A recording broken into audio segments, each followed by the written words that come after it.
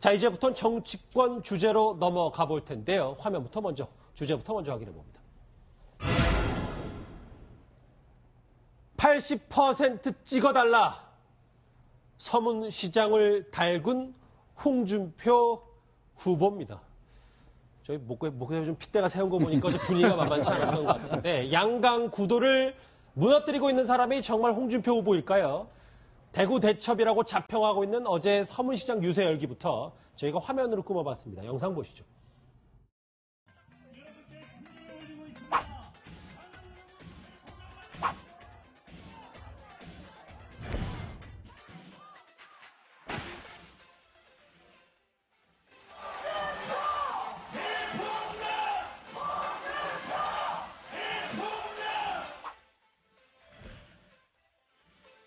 여강식 뭘 하자?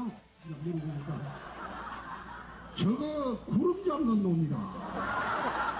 신문에 안 났다 하고 전화를 다 끊어버렸어.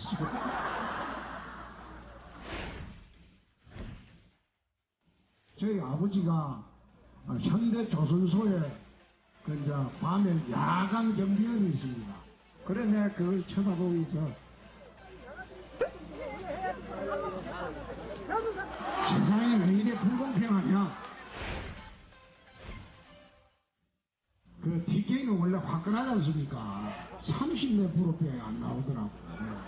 그 말이 안 되죠? 70%! 박근혜 할 때만큼은 붙여줘야 될 거 아닙니까? 우리 대구 경북에서 홍준표한테 80%만 모아주면 홍준표가 청와대에 들어갑니다.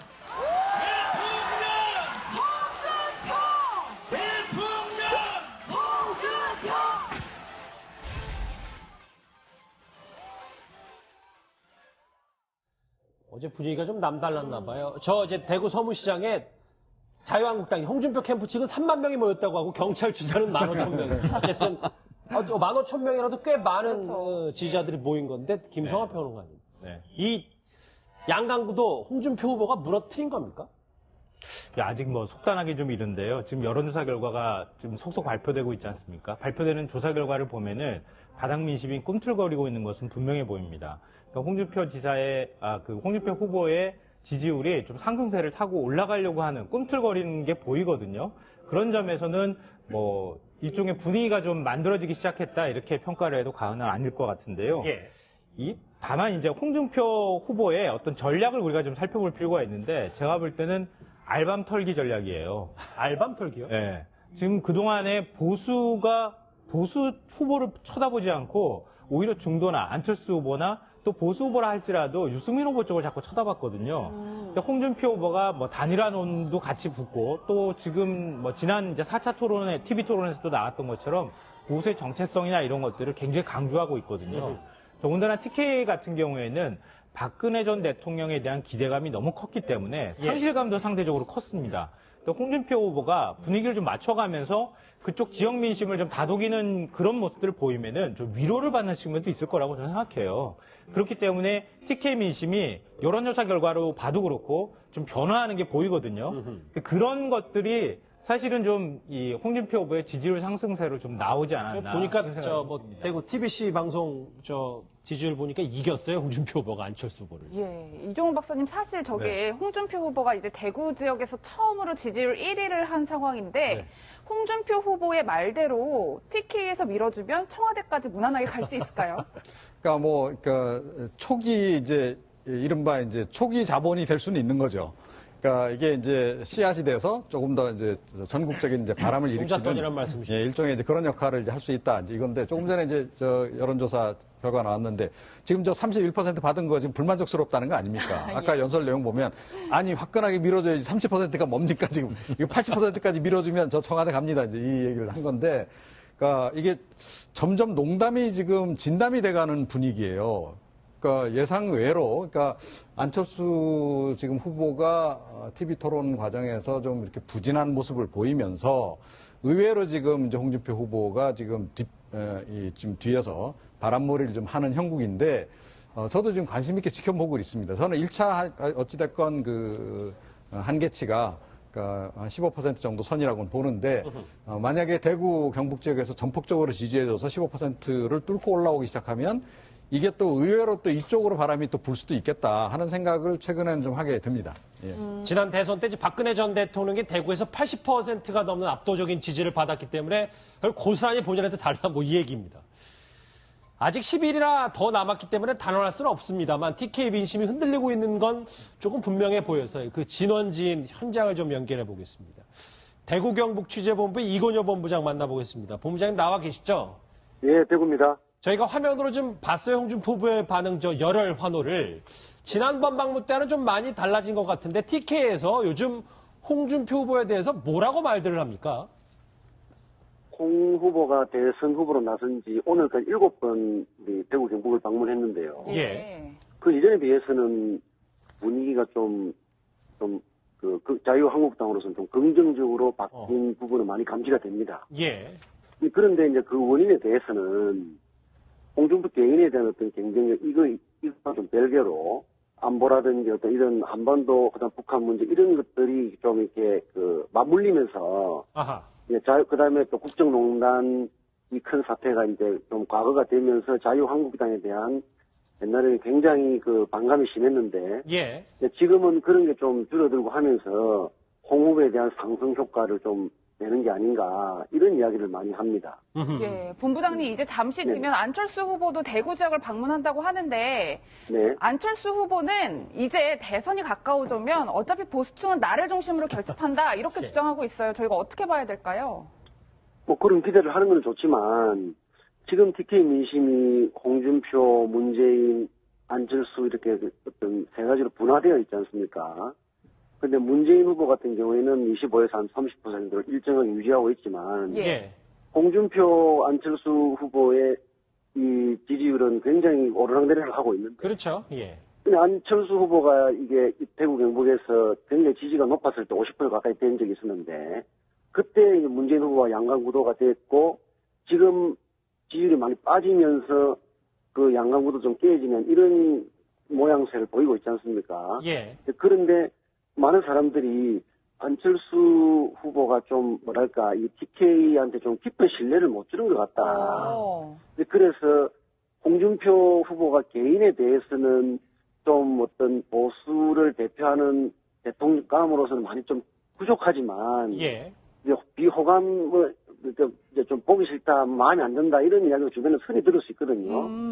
그렇다 하더라도 아까 말했듯이 자유한국에 대한 인식에 대한 변화, 그다음 한반도 상황에 대한 어떤 여러 가지 어떤 상황들 이런 것이 맞물리면서 홍 후보가 좀 반사이익을 보고 있다면 반사이익. 안 후보는 그런 데 대해서 명확한 어떤 그런 원심을 주고 있어서 자꾸 소위 말해 숨은 보수층의 표가 결집될 것이다 라고 말하는 것은 한 달 전에 비해서는 굉장히 좀 찾아보기가 어려운 그런 분위기가 많은 것 같습니다. 알겠습니다. 대구 민심을 좀 직접적으로 살펴봤습니다. 이건효 본부장이었습니다. 고맙습니다. 대구였습니다. 좀 얘기를 좀 들어보면 홍준표 위원장님, 네. 홍준표 후보가 잘해서라기보다 7차례 가면서 많이 뭐 본인이 길도 닦아놨습니다만 안철수 후보가 한 달 동안 명확히 하는 거 없기 때문에 반사이익이다라는 대구 현장 얘기를 하네요. 그러니까 이번 선거가 보면 사실 TV 토론이 상당히 좀 영향을 많이 미치는 것 같아요. 그러게요. 지금 4차례 걸쳐서 TV 토론이 일어났는데 홍준표 후보가 보면 처음에 이제 비호감 정서가 굉장히 많았지 않습니까? 근데 이제 그 TV 토론을 통해서 좀 농담도 하고 좀 웃기기도 하고 하면서 상당히 비호감 정서가 좀 많이 바뀐 것 같아요. 그리고 또 이제 보수층들을 특별히 겨냥한 이야기들, 특히 뭐 동성애 문제라든지 사형제 문제라든지 또 안보와 관련된 문제, 햇볕 정책, 그러니까 보수층만 겨냥한 문제. 하여튼 뭐 이 한 사람만 보고 뭐 팬다 이런 이야기도 있듯이 보수층만을 겨냥했던 그런 어떤 특정화된 이슈를 갖다가 잘 이슈화시켜서 그것에 대한 이제 반사이익을 많이 얻고 있는 것 같거든요. 그러니까 그런 면에서는 지금 TK에서 바람은 뭐 분명히 일어나고 있는 문제인데 예. 문제는 이 바람이 과연 이제 수도권까지 상용할 것인가? 그렇죠. 여기에 이제 저는 관건이 있다 봅니다. 지금 이제 그 단순히 이제 여러 가지 또 그동안 여성 비하 발언에 반감도 있지 않겠습니까? 예. 또 TK 정서와 또 이제 수도권 정서 좀 다르고 이 정서가 올라오려면 조금의 시간은 필요해요. 왜냐하면 이제 TK에 있는 분들이 전화를 해서 막 누구 찍어라, 뭐 누구 어떻더라 이런 이야기 하거든요. 뭐 저도 뭐 고향 분들이 뭐 그런 이야기 많이 합니다만은 최근에는 보면 어쨌거나 홍 후보에 대해서 긍정적인 이야기들 많이 하는 걸로 보여집니다. 그러니까 이런 것들이 보면 어쩌나 전체적인 분위기상은 올라가지만 결국 이제 확장성의 문제에 있어서 하지 않겠는가. 그렇지만 또 나름대로 안철수 후보와의 경쟁 이거는 상당히 제가 볼 때 치열할 것 같아요. 그러고 보니까 돼지 흥분제 논란은 쏙 들어갔네요. 이제 말씀하셨던 것처럼 홍준표 후보가 이제 간명한, 이제 아주 간단한 메시지를 던져서 여러 가지 이유가 있다고 했는데 오늘 발언으로 그 인기 비결 한번 짐작해 보실까요? 당신 집중하면 미국이 북한을 그냥 두지 않을 거다. 좌파 정부라서. 그래서 내가 돼야 된다. 박지원 씨가 임명제 안 한다고 했죠. 사람은 임명하는 거 아니거든요. 안철수가 되면 자기는 초대 평양대사랍니다. 평양대사라는 게 뭐냐? 북한이 고려 연방제를 할 때 우리 서로 대사공원을 하는 겁니다. 고려 연방제라는 게 또 뭐냐? 이게 북한이 한국을 적화하기 위한 대남 전술 전략으로 내세운 게 고려 연방제입니다. 남은 거는 4번이 좀 남는데 4번은 그게 좀 그렇죠. 정치적으로 배신하고 정책적으로 배신하고 인간적으로도 배신했죠. 어제 얘기였는데 어제 단순 간결한 건 뭐 맞는 것 같아요. 뭐 일각에서는 시원하다. 또 네. 한편에서는 뭐 갑론을박이 많은 게 사실인데 이런 각종 구설, 갑론을박에도 불구하고 지지율이 꾸준히 상승하는 또 이유는 뭘까요? 그러니까 우리 미국 트럼프 대통령하고 자꾸 비유를 하잖아요. 스트롱맨이라고 하는 게 그냥 막말만 던졌기 때문에 스트롱맨이 된 건 아니거든요. 그러니까 밑바닥 정서하고 결합될 수 있는 무언가의 장치들을 계속 심어준 거예요. 미국 같은 경우에. 미국에는 이 레드넥 보수주의라고 있거든요. 그게 뭐냐면 미국 남부 지역 농민들이 굉장히 보수적인 사람들이죠. 땡볕에 자꾸 나가서 일을 하다 보니까 목이 벌겋게 이렇게 익어가지고 그런 층들을 자꾸 공략을 한 거예요. 그러니까 굉장히 거친 언사를 하고 있고 뭐 막말을 하는 것 같지만 그 사람들이 바라고 있는 게 무언가를 그 심리를 꿰뚫고 자꾸 자극을 하는 것들을 했거든요. 그러니까 홍준표 지사 같은 경우에 뒤늦게 그걸 깨달은 것 같아요. 그러니까 홍준표 지사는 뭔가 이렇게 어떤 스토리가 들어가면 홍 지사 이불을 통해서 나오면 굉장히 감명해지고 아주 깔끔하잖아요.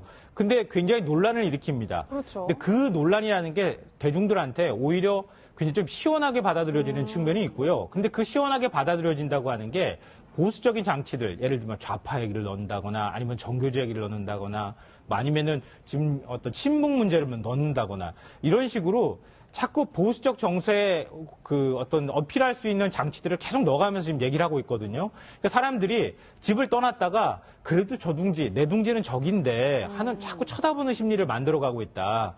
그렇게 하면서 홍준표 후보의 어떤 비호감도를 지금 보수의 어떤 회귀 본능이 자꾸 덮으면서 가고 있는 상황인 것 같아요. 그러면서 보수들이 점점 홍준표 후보 쪽으로 몰려가는 거 아닌가. 저는 그렇게 생각합니다. 뭐 단순 간결하긴 합니다만 뭐 일각에서는 이게 정책적으로 깊이가 없어서 이렇게 단순하게만 얘기하는 거다 뭐 이런 비판의 목소리도 있던데요. 홍준표 후보의 상승세는 뭐 가족의 힘도 무시를 못할 겁니다. 부인의 목소리 한번 들어보시죠. 전통시장에 가면 홍준표에 대해서 아우성을 칩니다. 혹시 홍준표가 안 될까봐 장사도 안 되는 그 정통시장에 상인들이 나와서 저를 응원해 주시고 꼭 되라고 힘내라고 얼마나 이렇게 힘을 주시는지 모르겠습니다. 그래서 네, 저녁에 들어가면 그 힘을 저희 남편한테 다 가져다가 부어줍니다. 이게 후보들 이제 부인들 목소리를 들어보니까 후보들과 좀 비슷하고 좀 닮아가는 느낌도 여러 가지 있어요. 원래 이 이순삼 여사는요, 전면에 나서는 걸 별로 안 좋아했던 분이에요. 자, 그런데 이번에 돼지 발정제 논란이 불거지면서 사실은 이제 전면으로 지금 나오고 있는 그런 그 상황인데, 예. 그러니까 지금 딱 나오면서 하는 얘기가 그거 아닙니까? 우리 남편 집에서 설거지 잘해요. 그 여성비하와 관련한 그런 그 논란 부분을 이제 부인이 지금 이제 이렇게 커버를 해주는 이제 이런 그 상황이고, 사실은 그 미국에서 지난 대선 때 트럼프 대통령 같은 경우에 그 성추문 논란이 굉장히 많았을 때 그 딸 이방카가 나서가지고 불을 확 끈 그런 그 적이 있거든요. 그렇죠.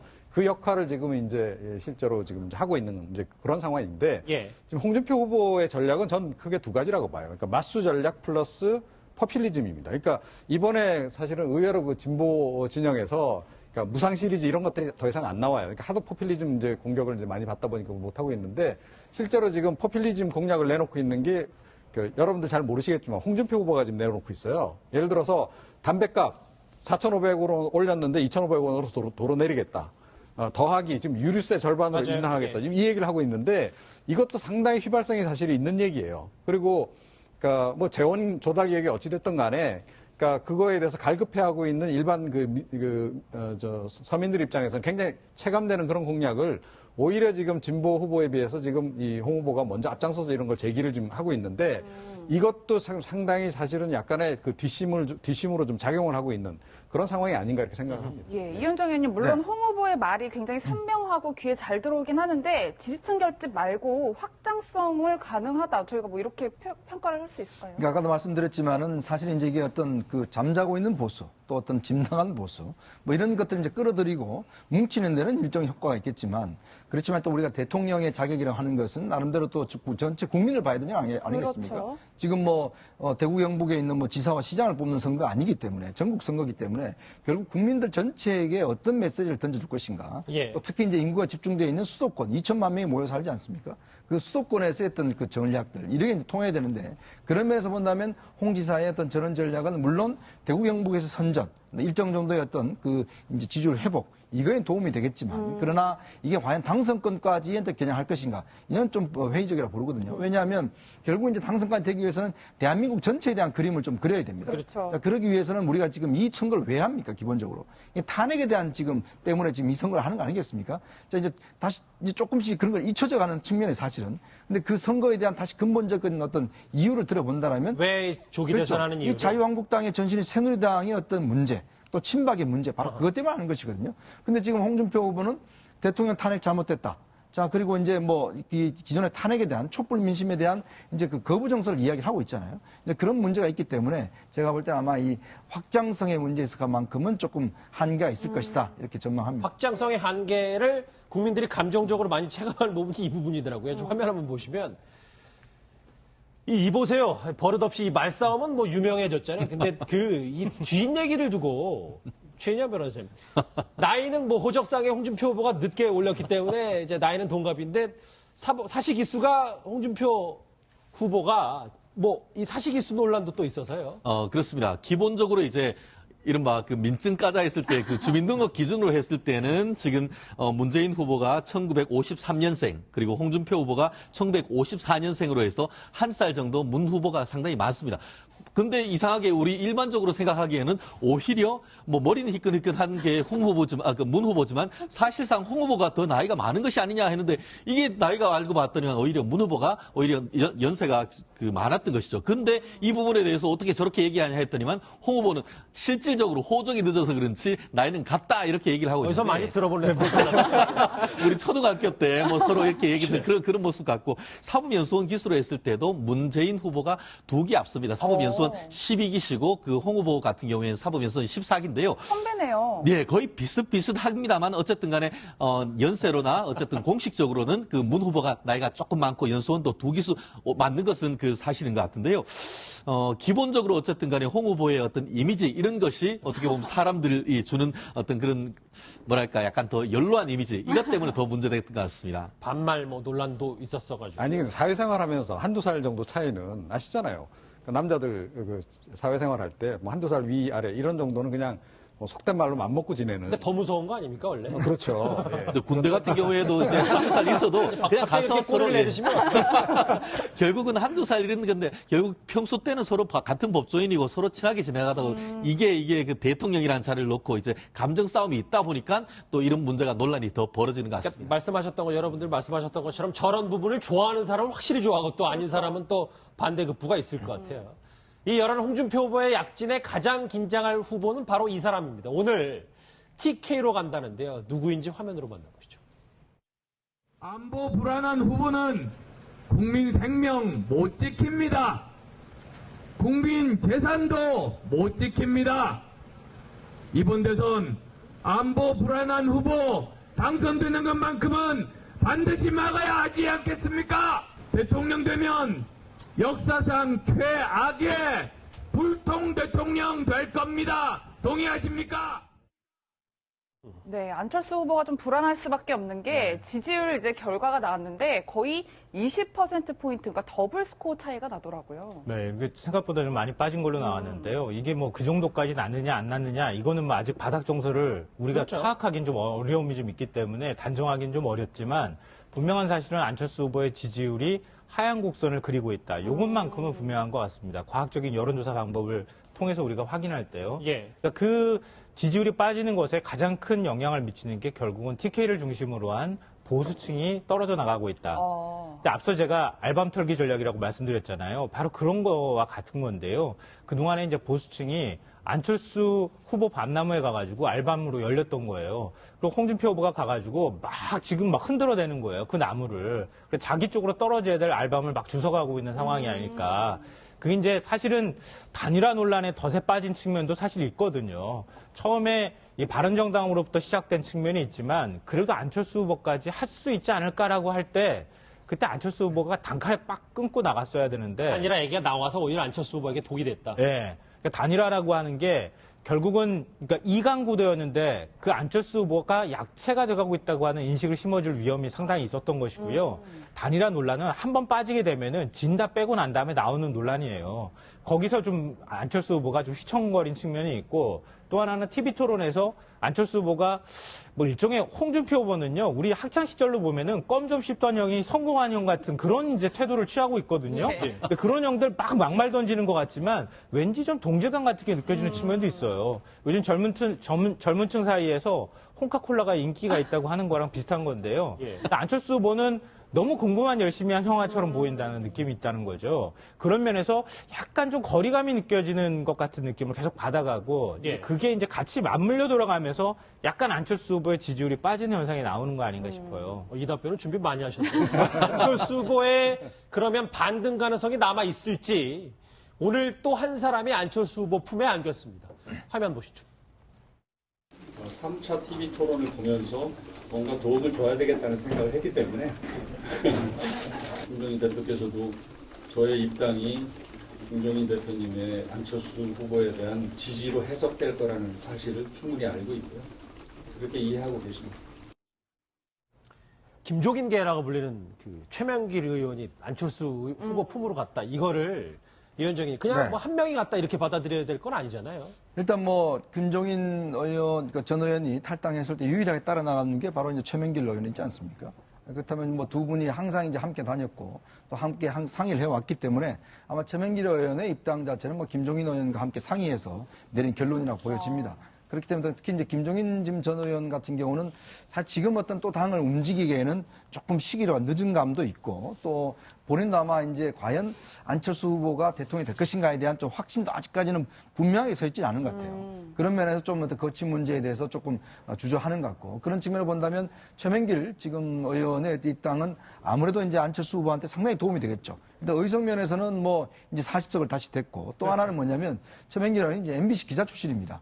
근데 지금 이제 이 TV 토론 같은 경우에 지금 3차 TV 토론에서 상당히 좀 이 피해를 많이 봤잖아요. 밀리는 걸 보고 왔다 뭐 이런 그걸 보면서 아마 굉장히 좀 답답해했어요. 그러니까 제가 이제 그 TV 토론 하고 난 다음에 최명길을 만났었는데 그 TV 토론에 대해서 너무 이제 좀 자기가 봤을 때 이건 너무 대응을 못 하고 있다는 걸 좀 한탄을 하더라고요. 그러면서 아무래도 이제 뭔가 좀 도움이 돼야 되겠다 이런 생각을 하는 것 같고 본인이 지금 지역과 서울이기 때문에 아무래도 앞으로 했던 정치적인 그 전망을 본다라면 당이 있어야 되기 때문에 일단 국민의당을 일단 선택을 한 것 같습니다. 아마 앞으로 김종인 전 대표도 어떤 시점에서 선거 전에라도 아마 제가 볼 때는 뭐 거치 문제가 만약에 안철수 후보가 적극적으로 좀 대시를 한다라면 저는 뭐 들어올 가능성도 여전히 있다고 봅니다. TV 토론에서 저 후보를 가야 되겠다라고 한 게 잘해서가 아니라 조금 열세 빌리니까 본인이 좀 지원을 하겠다고 한 거네요. 그렇죠. 홍준표 후보의 좀 약진을 해봤는데 홍준표 후보는 이번 주말에 본인 작은 아들 결혼식이 있는데도 불구하고 유세 때문에 이 작은 아들 결혼식에는 참석을 못한다고 하는 얘기도 있습니다. 그만큼 뭐 본인 지지율에 살을 걸었는데 어떤 흐름이 갈지도 한번 지켜보겠습니다.